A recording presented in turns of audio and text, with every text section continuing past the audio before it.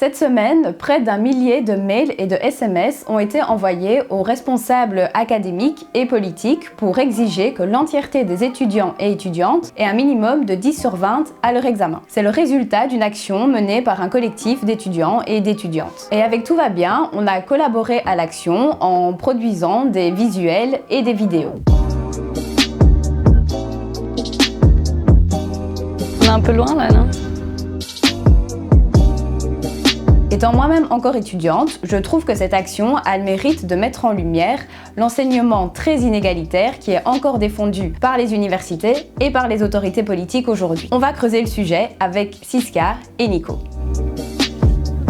Le 13 mars, toutes les universités ont dû fermer leurs portes et du jour au lendemain, on est passé dans un enseignement entièrement digital, à distance, sans concertation, sans transition, sans rien. Les cours se sont donnés par Zoom, Teams et parfois avec juste des PDF. Bah ouais, pour les autorités, c'est la solution au problème de sous-financement qu'on connaît dans l'enseignement supérieur depuis 20 ans. Plus besoin d'auditoire, besoin de moins de profs, les étudiants restent chez eux et on fait des économies faramineuses. Mais le problème avec ça, c'est qu'il n'y a pas que l'argent qu'on économise, il y a aussi la qualité de l'enseignement. On a aussi eu un max de bugs techniques qui ont empêché le bon déroulement des cours. PC qui plante, parfois même celui du prof, Wi-Fi qui foire ou bien écran qui frise. Et c'est important de garder en tête qu'on n'a pas du tout tous les mêmes chances. Il y a énormément d'étudiants qui ont des mauvaises conditions de travail.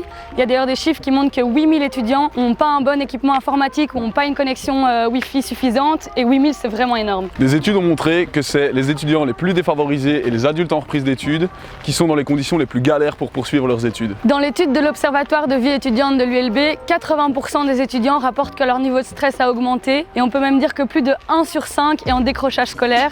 Donc sur 200 000 étudiants, je vous laisse faire le calcul. Et tout ça, c'est sans compter les conséquences économiques de la crise qui ont touché les jobistes. Du jour au lendemain, 60% d'entre eux ont perdu leur job. Ça veut dire plus de revenus, plus rien. On sait déjà à quel point ces travaux sont précaires en temps normal, mais là, on atteint des sommets. Et donc même les étudiants qui n'avaient pas de job et qui d'habitude reçoivent de l'argent de leurs parents, 1 sur 3 a vu ses revenus diminuer parce que les parents eux-mêmes avaient perdu de l'argent à cause de la crise. Et donc ils ont dû faire des choix en termes de dépenses. Il y a un étudiant sur 4 qui a fait des choix en termes de dépenses sur l'alimentation et sur les études, alors qu'on est en plein blocus. Et il y a plus d'un étudiant sur 10 qui a fait des choix en termes de santé.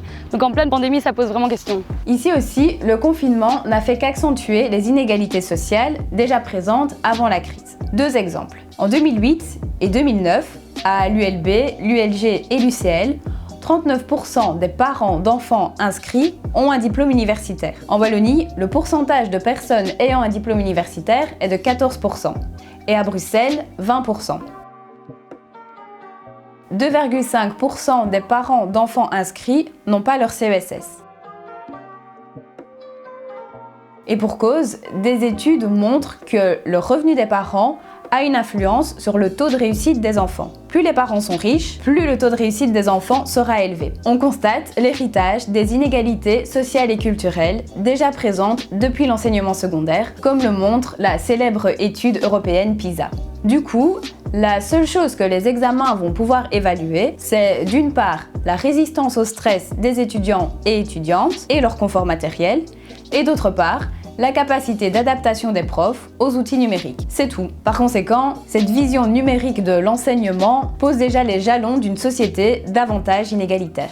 Ce qui est ralent, c'est qu'on aurait vraiment pu faire autrement. Il y a eu plein de cartes blanches de professeurs, d'étudiants, d'assistants, il y a eu des avis d'experts, il y a même des spécialistes de l'éducation qui ont proposé des évaluations formatives et la réussite pour tous. D'autres alternatives sont possibles. Alors nous, on lâche rien, on compte bien se faire entendre, parce que tout le monde a droit à un enseignement de qualité. Parfait, ça.